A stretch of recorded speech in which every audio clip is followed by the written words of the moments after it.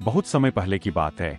एक बहुत ही निर्धन और हताश युवक रामू एक घने जंगल के रास्ते महात्मा बुद्ध की खोज में निकला था। उसके पैरों में छाले थे और आंखों में वर्षों की थकान, लेकिन उसके मन में बस एक ही जिद थी कि आज उसे अपनी हार का कारण जानना ही है। रामू वह इंसान था जिसने अपनी जिंदगी में मिट्टी को भी छुआ तो वह राख बन गई। उसने जिस रिश्ते को निभाने की कोशिश की वही टूट गया, जिस व्यापार में हाथ डाला वहां कर्जदार हो गया। गांव की गलियों से गुजरते समय जब बच्चे उस पर पत्थर मारते और उसे अपशगुनी कहकर पुकारते, तो उसका कलेजा छलनी हो जाता था। उसे समझ नहीं आता था कि आखिर ईश्वर ने उसे इस दुनिया में भेजा ही क्यों है। क्या उसका जन्म सिर्फ ठोकरें खाने और अपमान सहने के लिए हुआ है? चलते चलते जब वह थककर एक विशाल बोधि वृक्ष के नीचे पहुंचा, तो उसने देखा कि वहां शांति का एक सागर उमड़ रहा था। महात्मा बुद्ध अपनी आंखें बंद किए ध्यान में लीन थे। उनके चेहरे पर एक ऐसी चमक थी जिसे देखकर रामू के भीतर का सारा क्रोध और दुख एक पल के लिए जैसे थम सा गया। रामू वही उनके चरणों में गिर पड़ा और जोर जोर से विलाप करने लगा। बुद्ध ने धीरे से अपनी आंखें खोली और रामू के सिर पर हाथ रखते हुए बड़े ही सौम्य स्वर में पूछा, पुत्र, इस अशांति का कारण क्या है? रामू ने सिसकते हुए कहा, भगवन, मैं एक हारा हुआ इंसान हूँ। लोग कहते हैं कि मेरी किस्मत ही खराब है और अब मुझे भी यकीन होने लगा है कि मैं कभी नहीं जीत पाऊंगा। क्या आपके पास कोई ऐसा मंत्र है जो मेरी हार को जीत में बदल सके, या फिर मेरी नीति में सिर्फ हारना ही लिखा है? महात्मा बुद्ध ने रामू की बात सुनी और एक गहरी मुस्कान के साथ कहा, रामू, इस संसार में कोई भी इंसान हारकर पैदा नहीं होता, बल्कि वह अपनी एक ऐसी आदत के कारण हारता है जिसे वह खुद भी नहीं जानता। यह सुनकर रामू हैरान रह गया। उसने उत्सुकता से पूछा, भगवन, वह कौन सी गुप्त बात है? मुझे बताइए, मैं उसे ठीक करना चाहता हूँ। बुद्ध ने उसे अपने पास बिठाया और कहा, मैं तुम्हें वह बात एक कहानी के जरिए समझाऊंगा, लेकिन याद रखना, अगर तुमने उस कहानी का मर्म समझ लिया तो आज के बाद तुम चाहकर भी कभी नहीं हारोगे। बुद्ध ने बताना शुरू किया कि एक बार एक राजा ने अपनी पूरी सेना को एक ऐसे दुश्मन के सामने खड़ा कर दिया जो उनसे 10 गुना शक्तिशाली था। राजा के सभी सेनापति डर के मारे कांप रहे थे और उन्होंने हार मान ली थी। लेकिन तभी राजा ने एक साधारण से सैनिक को बुलाया और उसके कान में एक ऐसी गुप्त बात कही जिसे सुनते ही उस अकेले सैनिक ने पूरी दुश्मन सेना के छक्के छुड़ा दिए। रामू बड़ी उत्सुकता से बुद्ध की ओर देख रहा था। उसने पूछा, भगवन, उस राजा ने उस सैनिक के कान में ऐसा क्या कहा था? वह कौन सा गुप्त मंत्र था जिसने हारी हुई बाजी पलट दी? बुद्ध ने रामू की आंखों में गहराई से देखा और बोले, वह मंत्र बहुत साधारण था, लेकिन उसे समझना हर किसी के बस की बात नहीं है। वह बात यह थी कि बहुत समय पहले की बात है, एक उजाड़ गांव में रामू नाम का एक युवक रहता था, जिसके जीवन की एकमात्र सच्चाई केवल हार थी। रामू ने अपनी जिंदगी के 20 साल केवल संघर्ष और अपमान में बिताए थे। उसने जिस भी काम को पूरी शिद्दत से शुरू किया, नीति ने उसे वही पटक दिया। लोग उसे देखकर अपने घर के दरवाजे बंद कर लेते थे, क्योंकि उन्हें लगता था कि रामू की बदकिस्मती उन्हें भी ले डूबेगी। एक रात जब रामू की भूख और उसके अकेलेपन ने उसे अंदर से तोड़ दिया, तो उसने अपनी जीवन लीला समाप्त करने का मन बना लिया। वह उसी इरादे से जंगल की ओर भागा, लेकिन तभी उसकी नजर एक वृक्ष के नीचे बैठे शांत और तेजस्वी महात्मा बुद्ध पर पड़ी। बुद्ध के चेहरे पर वह शांति थी जिसे रामू ने कभी महसूस नहीं किया था। रामू भागता हुआ बुद्ध के पास गया और उनके चरणों में गिरकर चीखने लगा। उसने कहा, हे तथागत, मैं हार चुका हूँ, मेरा वजूद खत्म हो चुका है। क्या इस ब्रह्मांड में कोई ऐसी शक्ति है जो मुझ जैसे अभागे को फिर से खड़ा कर सके? क्या मेरी हार का कोई अंत है? बुद्ध ने अपनी आंखें खोली और बड़ी करुणा से उसे देखा। उन्होंने कहा, पुत्र, इस दुनिया में कोई भी व्यक्ति तब तक नहीं हारता जब तक वह अपनी उस अदृश्य बेड़ी को नहीं देख लेता जिसने उसे जकड़ रखा है। रामू चौंक गया। उसने पूछा, कैसी बेड़ी भगवन? मेरे हाथ पैर तो खुले हैं। बुद्ध मुस्कुराए और बोले, यही तो रहस्य है। वह बेड़ी लोहे की नहीं, बल्कि तुम्हारे ही चित्त की एक गुप्त धारणा है। रामू की उत्सुकता बढ़ती जा रही थी। उसने विनती की कि बुद्ध उसे उस गुप्त धारणा और जीतने के उस गुप्त मंत्र के बारे में बताएं।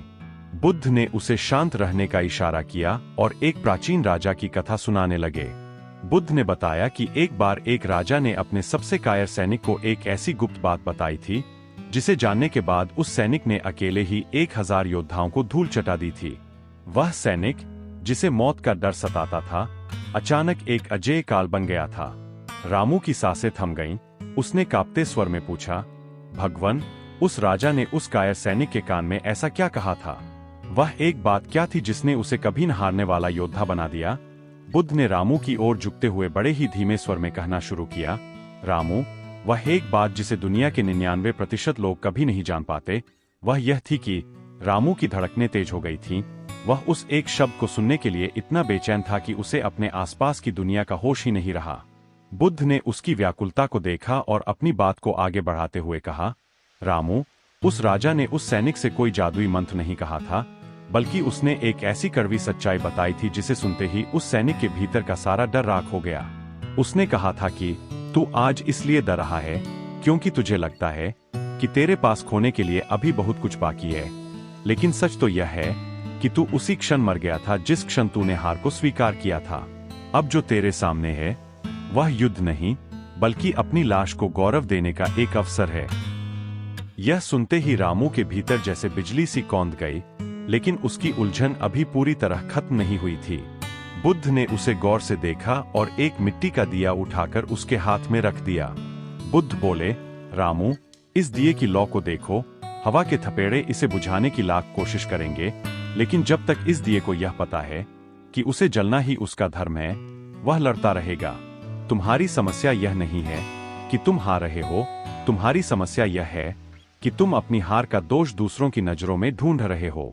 वह एक बात जो तुम्हें कभी हारने नहीं देगी, वह यह है कि शत्रु तुम्हारे बाहर नहीं, बल्कि तुम्हारी उस सोच में है जो कहती है कि कल का परिणाम तुम्हारे हाथ में है। रामू ने पूछा, भगवन, क्या इसका मतलब यह है कि मैं प्रयास करना छोड़ दूं? बुद्ध ने मंद मुस्कान के साथ उत्तर दिया, नहीं रामू, प्रयास दोगुना करो, लेकिन परिणाम के मोह को श्मशान में छोड़ आओ। जब तुम इस भाव से लड़ते हो कि जीतना ही है, तो डर पैदा होता है, लेकिन जब तुम इस भाव से कर्म करते हो कि मुझे केवल अपना सर्वश्रेष्ठ देना है, तो तुम हार के दायरे से बाहर निकल जाते हो। जो व्यक्ति अपनी हार से भी कुछ सीख लेता है, उसे ब्रह्मांड का कोई भी राजा हरा नहीं सकता। लेकिन रामू, इस ज्ञान के पीछे एक और गहरा रहस्य छिपा है, जो बहुत ही भयानक है और जिसे जानना तुम्हारे लिए बहुत जरूरी है, वरना यह आधा ज्ञान तुम्हें और भी गहरे गर्त में गिरा सकता है। रामू का चेहरा सफेद पड़ गया। वह कांपते हुए बोला, कैसा रहस्य भगवन? क्या अब भी कुछ शेष है? बुद्ध की आंखें अचानक गंभीर हो गईं और उन्होंने जंगल के सबसे काले हिस्से की ओर इशारा करते हुए कहा, वहां देखो रामू, वह जो तुम्हें अंधकार दिख रहा है, असल में वह अंधकार नहीं है, बल्कि। बुद्ध की गंभीर आवाज और उस घने अंधेरे की ओर उनका इशारा देखकर रामू की रूह कांप उठी। बुद्ध ने बड़े ही शांत लेकिन वज्र जैसे स्वर में कहा, रामू, वह जो तुम्हें अंधकार दिख रहा है, असल में वह तुम्हारी उन असफलताओं का ढेर है जिसे तुमने अपने मन में पाल रखा है।